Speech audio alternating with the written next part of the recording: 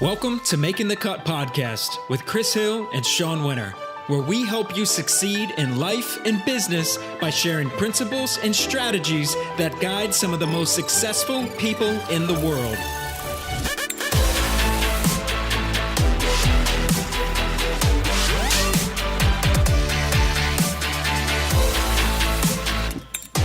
Welcome to another episode of the Making the Cut podcast. I'm Chris Hill with my co-host, Sean Winter. Today on the show, we have Adam Fleishman, restaurateur. Before that, here's a quick word from our sponsors. Libby salutes one-of-a-kinds like you, the entrepreneurial chefs who dare to be bold. No matter what vision you're creating, Libby has the full-spectrum tableware selection, trend knowledge, and expertise to help you bring it to life. Modern or classic, upscale or casual, urban or rustic, Libby's broad palette helps you create the perfect vibe to match any venue. Get inspired with Libby's breadth of insights-driven solutions at foodservice.libby.com.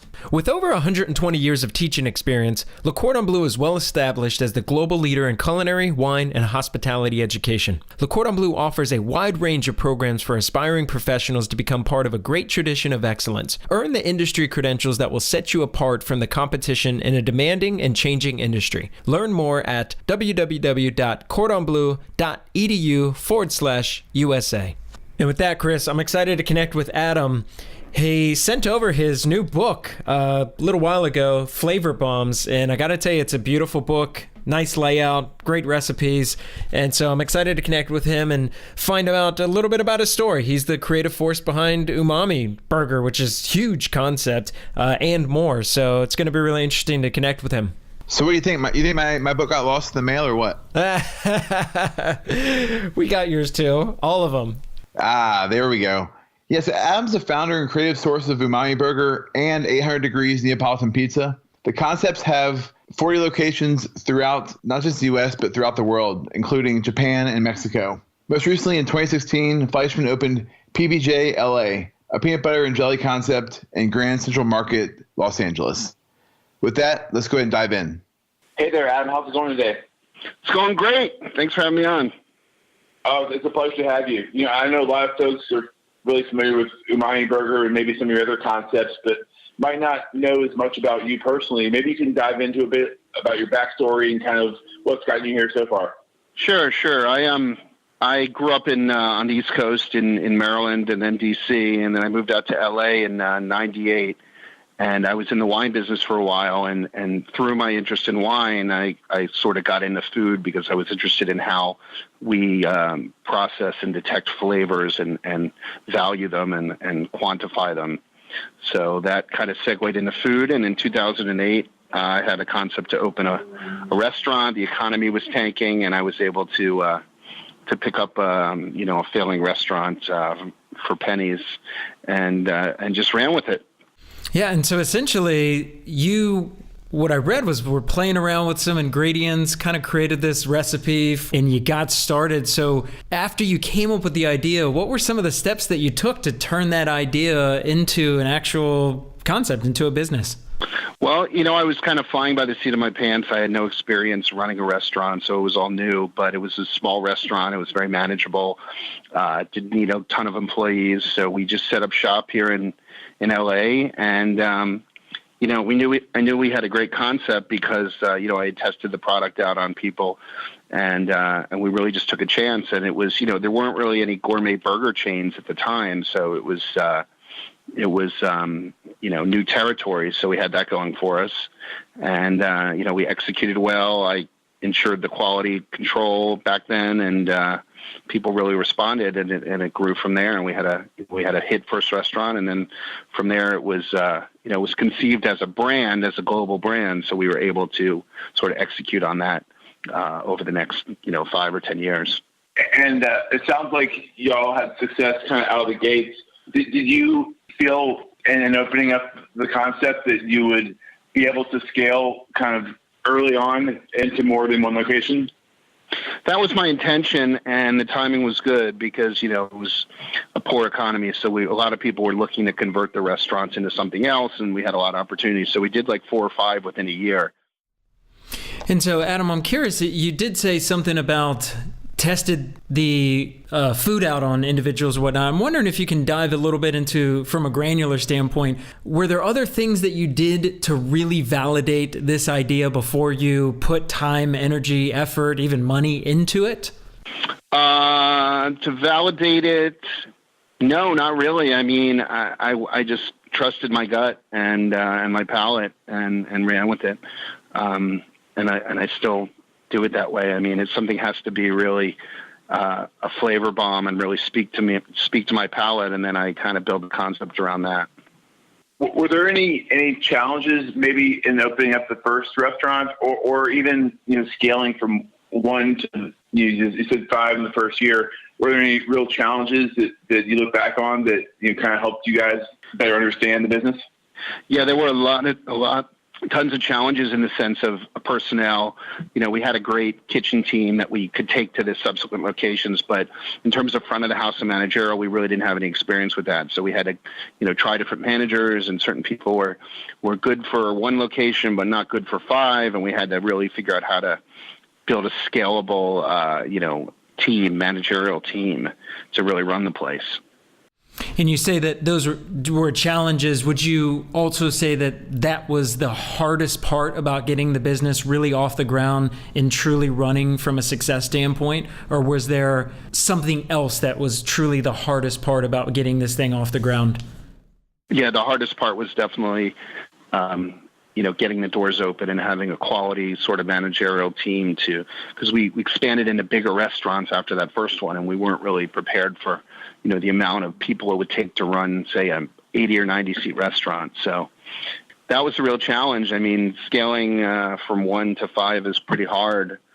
And then again, you need a whole other type of team when you go from 5 to 100, because you need a more corporate sort of team with more infrastructure and supply chain management and accountants and those types of things. Yeah, a lot of folks, you get in the restaurant industry and don't have the slightest clue about how to make a business profitable, successful.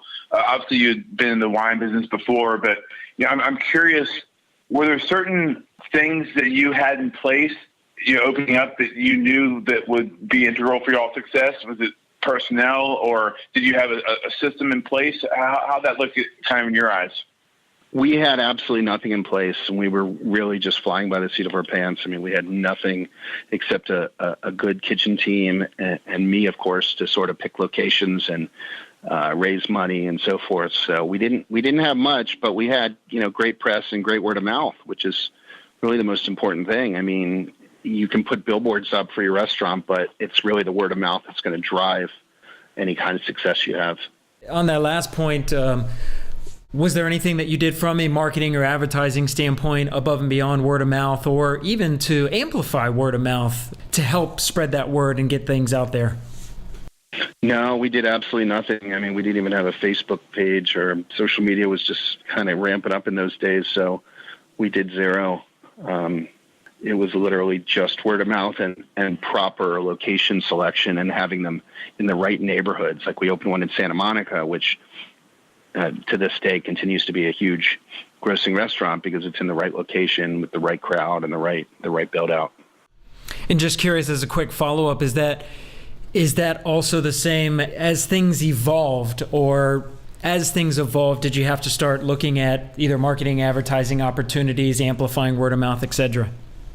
Well, once we raised the $20 million, we put together like a little corporate office here in LA, and we had a dedicated person who did social media and events and all those other things that kind of build brand presence. Adam, you make it sound pretty easy. Yeah.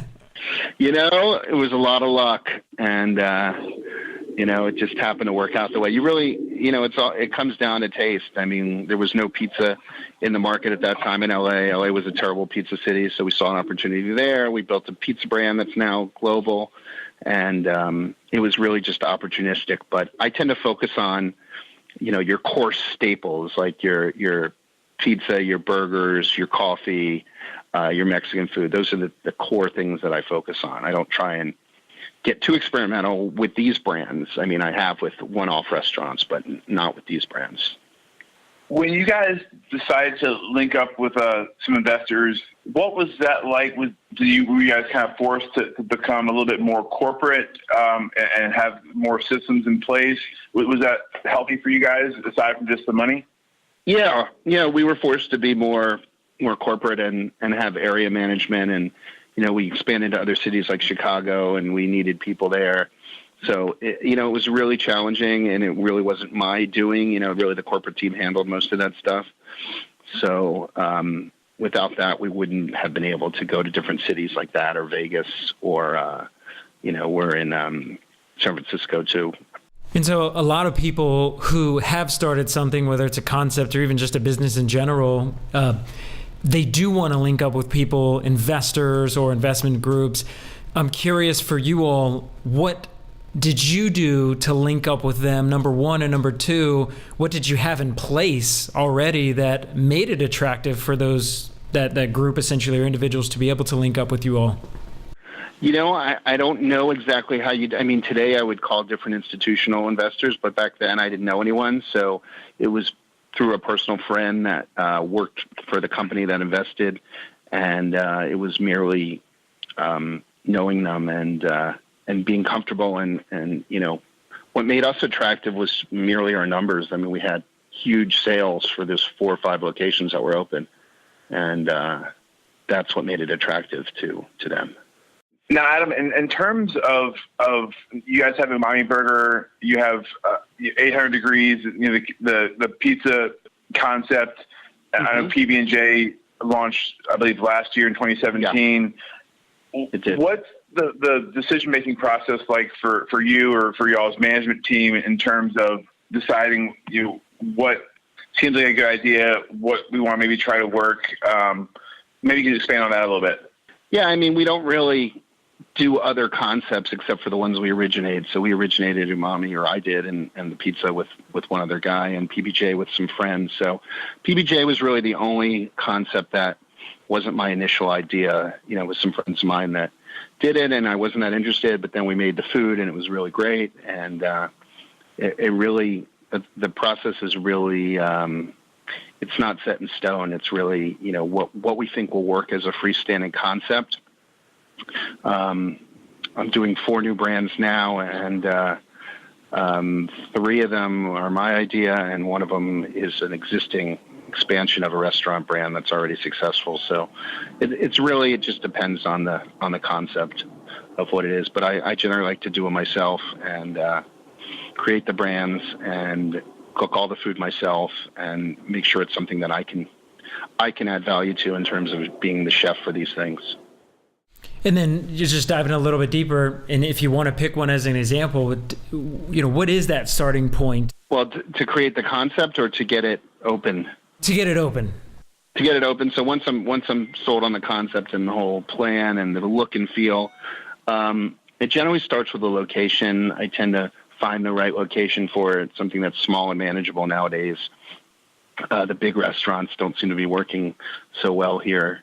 And I find a space, and we go and raise the money, and it's usually from friends and family for the first one, because you're just doing one location, you're trying to do it cheaply, and once you get it going and it's successful, then you can go out and do another round of fundraising with a solid set of numbers to show people, and a solid business plan. Now, to maybe talk about something that didn't maybe quite work at first, at least how you guys envisioned Choco Chicken, maybe expand a little bit on that concept, but also it sounds like you guys are maybe bringing it back to market. I'm curious to know if there's anything you learned along the way, but also how maybe you see things differently now than back in 2014 when you guys started. Yeah, definitely. So 2014, it wasn't 2008 anymore. The economy had recovered. Minimum wage was going up, and we leased a space in a unproven market that was too large for us. So it was hard to fill it. It was so big, and it was really a bad choice of location on my part. And we didn't execute as well as we could have. We also had some partnership problems with partnering with the wrong people that had some certain issues. They were actually running the restaurant and it didn't work out. So we sold the restaurant, and I think that it would be, I still think it's a great concept. And I'd love to bring it back in sort of a food hall environment, kind of like PBJ is in Grand Central Market. In that type of situation, I think it would work well with, not as like a full sort of huge sit-down restaurant with a full bar, but more of a fast casual experience. So that's my plan. I'm too busy, unfortunately, to work on it now, but I hope to do that soon. You had mentioned partnerships in there. What do you look for in a potential partner? And then what are you looking for that's maybe attractive, that you're wanting? And then what do you look for in terms of cautions or red flags so that you don't move forward with a partner? Right. So there's a lot of red flags. A lot of it comes down to feel, how long you've known the person, how you work together, whether they have time for it or they're too busy, or whether they have a proven record of being a good operator. I mean, it's super tricky, right? Because you want someone who's got experience, but also has the bandwidth to do a new project. And we definitely had some mistakes along the way where we partnered with these big chefs that we thought would perform, and they really just didn't do anything for the concept. So now we have a different approach where smaller footprint, less partners. I'm trying to get away from really partners at all. I only have, in these new 4 brands, I only have 2 partners. And that's kind of the way I keep it, is sort of, restaurants are not really a democracy where you want to have a committee decide stuff. You want to have one person with a vision, kind of trust them and let them do their thing. And that's usually what works. So that's really what I'm focused on now. Love it. It's small and manageable. Unless you're a big brand like David Chang or something where you can open a concept and hire 150 people and do it that way. But, to be honest, that never really interested me. I wanted to have more restaurants that are smaller than having a couple big giant ones. So I like to get out there and get my products around. And, my coffee brand, I hope to do it all over the world. 1,000 locations if it works. I'm really bullish on this one. Very cool. So it sounds like, too, that, having owned a restaurant myself before, too, we open on a shoestring budget, maybe kind of like what you did with the first Umami. It still sounds like, though, your startup costs for opening up a new location might be, a third of what it might be for some other, scalable operations. True. Yeah. I think that's a function of LA. I mean, LA is super casual, and a lot of the restaurants that have really done well, it hasn't been because of their startup budget. It's really been because of the food-centric product. There's a restaurant called How&nbsp. Are you guys familiar with that? Yep. I think it's probably the most popular restaurant in LA. They have a 4-hour line. The guy who runs it actually worked at Choco Chicken for a while. And, it's a terrible location. I mean, it's in an alley. There's no frontage at all. It's too small. But, they make it work, and it's a good position to be in. You don't want to be too big. You want to be small and busy, and they are certainly that.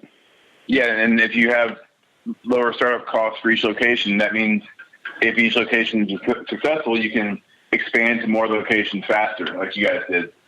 Yeah, the first 4 Umamis only cost around $500K for the 4 total, so it was very manageable. Man, when some people are planning out $500K as their first one. Yeah, I know, and that's kind of the way it is today. But back then, it was, there wasn't much happening, and it was stagnant. And I sort of kickstarted the whole community with my cheap and profitable type places. Now, I'm curious, there's always change. There's market changes. There's personnel changes. How do you keep up with change? And this is more as a question for you personally, as this, as a business owner, as an entrepreneur. How do you keep up with change, and how do you manage change? I like change. I like to be the one making the change and doing the innovation. So I'm sort of trying to be the one driving the change. It doesn't really bother me. I try and create concepts that are sort of evergreen, like sandwiches or coffee or pizza, or things that are always going to be around, and just try and do them better than other people have done them. And, in terms of management of it, I have no idea. I don't really manage anything, so I kind of leave it to the pros on that one. I'm a terrible manager, and I know my strengths and weakness. Good chef, bad manager. So I usually let someone who's a real manager do it. Love it. In terms of you and your philosophy, I read in an article from Fast Company about continuum physics and how that plays a role in your decision making. Maybe you could dive into that a little bit for listeners. Sure. So, I work in this continuum physics field for a long time, and it's sort of my guiding principle about how things work. And I use those, that science to sort of guide me in all my decisions in life, in love, in restaurants, and everything. It's sort of all encompassing. And, I certainly use that to build restaurants because it sort of deals with the physics of how you take something from a subjective personal idea, like your idea for a restaurant, into something that sort of is its own thing. And it has a life of its own, and knowing when to let go, because, when you have a baby, it's yours, right? But then when it gets to be older, it's its own thing. And you have to kind of change your decision-making processes based on its own being, its own personality, and it ceases to be about you anymore. So continuum physics helps me understand that process of taking something that's ultra subjective and personal and making it sort of universal. Number one, do you personally feel a bit of a tension as you are letting something go in that example? And if you do, how do you manage that personally? Because I can tell you with me personally, as I build things and I've got that, I'm subjective and I'm very close to it and I do put it out to the world, there's a bit of tension for me. So do you experience that as well? Yeah, there's always going to be some kind of tension. You kind of have to take things in stride. You have to be confident with it still. I mean, you can't, use every Yelp review as a means to change your whole business or concepts, but you can look at trends and things. And, the bottom line is you have to be okay with it, with it letting go and getting it out there if you want it to be that way. My coffee place, I think I'm going to run that in a different way where it's much more about me, and it's going to have, lots of the physics intertwined in with it. And I don't plan on, I plan on building a brand that kind of stays more subjective over time because it's smaller and more manageable. I think I love that. Maybe you could dive into, I wasn't even familiar with the coffee concept. Maybe you could talk a little bit about, where that is. And you said, looking, hopefully expand to 1,000 locations worldwide. What that looks like for you? Well, I'm doing the first one sort of locally, just like we did Umami. It's in Koreatown. It's about to open. And once I have that open and I'm running it, I'm going to run it personally. I'm going to be there. That's going to be sort of the template for the expansion and hopefully build the culture that people can understand when they do it. It's a very complicated concept, so it has lots of layers. Not every single layer has to translate at every location, but at the end of the day, it's a great product, and it's a revolutionary product. So I think it'll work anywhere, but I also want to add those layers onto it and make it a place where discussion happens. And if you look at like the other waves of coffee, like Starbucks, second wave, it's basically. And they even say this, it's not as much about the coffee as it is about the place they've created. Does that make sense? Yeah. They call it like the third place. People go there and have meetings, right? Like that's the reason you go to Starbucks. You don't go to Starbucks because it's the best coffee you've ever had, or maybe you do, but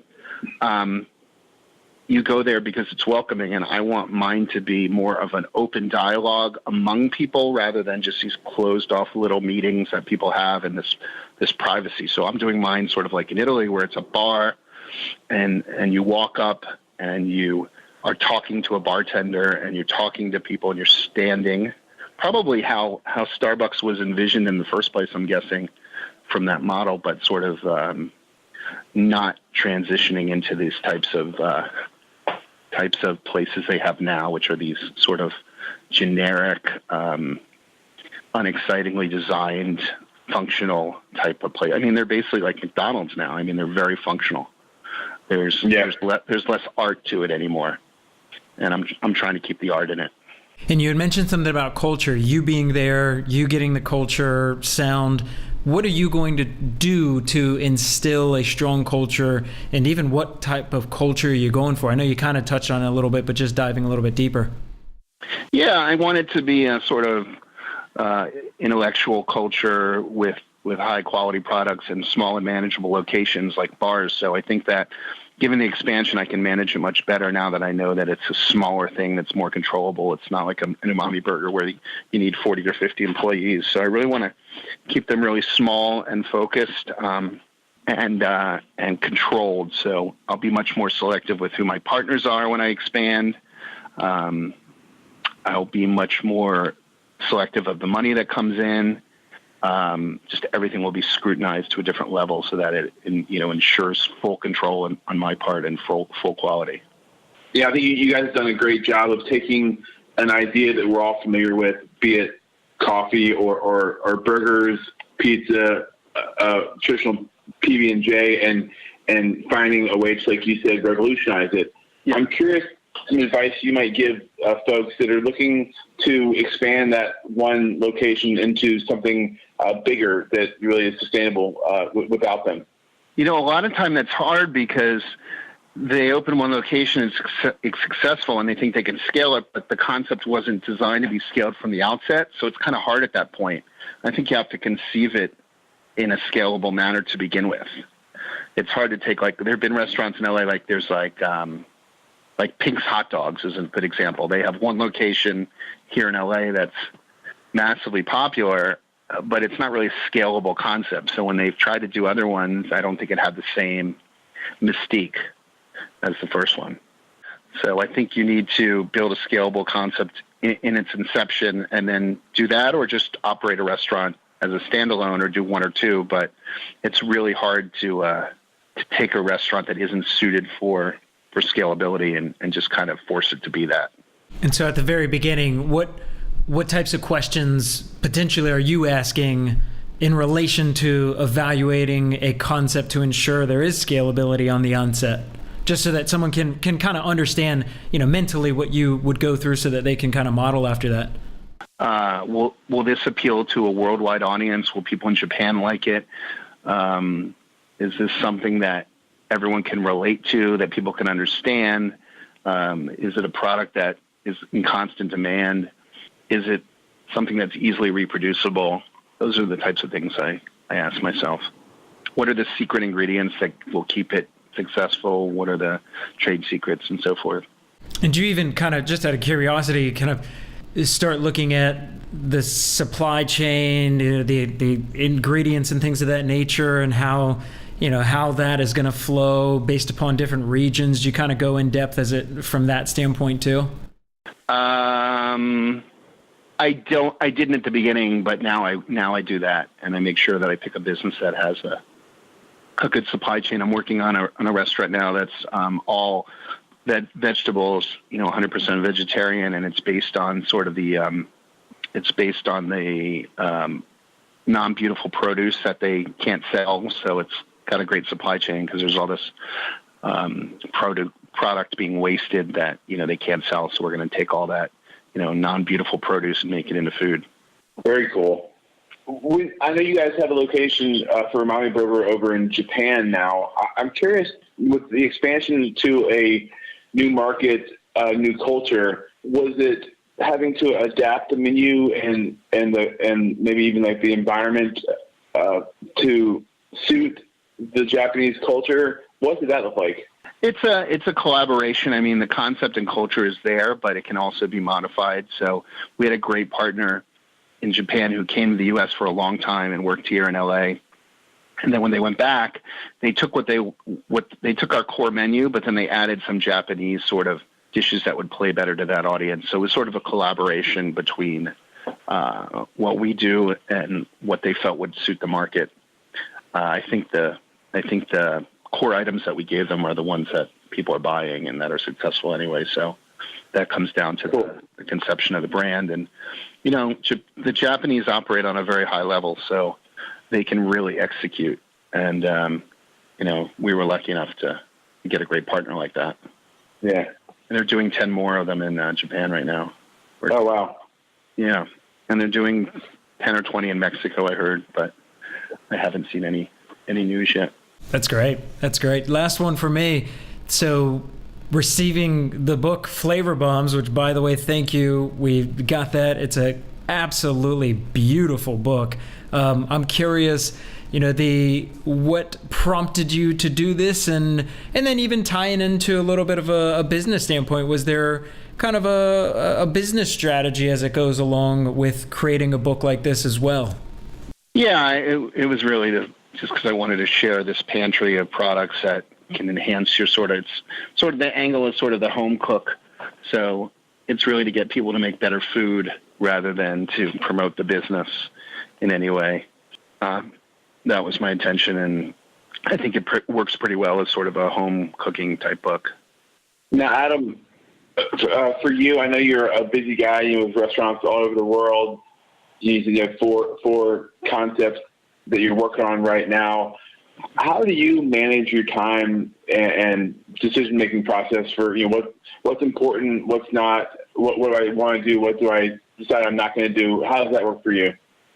I feel like you have to be completely all in or you shouldn't do it. So if you're not super, super excited about the concept where you are thinking about it 24/7, it's probably not worth doing. So I tend to gravitate towards things that really get me excited to work on, so that you're busy, but it doesn't really feel like work because you're just so engaged in the process and the execution of stuff. So that's really my thing. It has to really grab me and hold my attention, and that's my decision-making process. And in terms of time management, it's really just work with people that get it, that are fast, and get it done.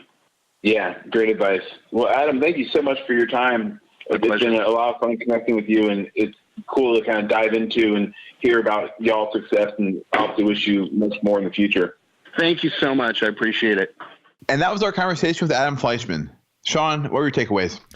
He made it sound super simple. I like that he's just matter of fact in his account of everything about how he had luck and timing. It's a very interesting story and how it really played out.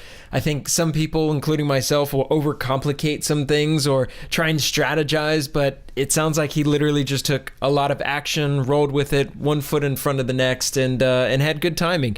I liked all of that, and especially toward the end when he said, you got to be committed to something and surround yourself with the right people and be excited about it. If you're not excited about it 24/7, then you might as well just hang up the glove. So I think those are my takeaways. What about you?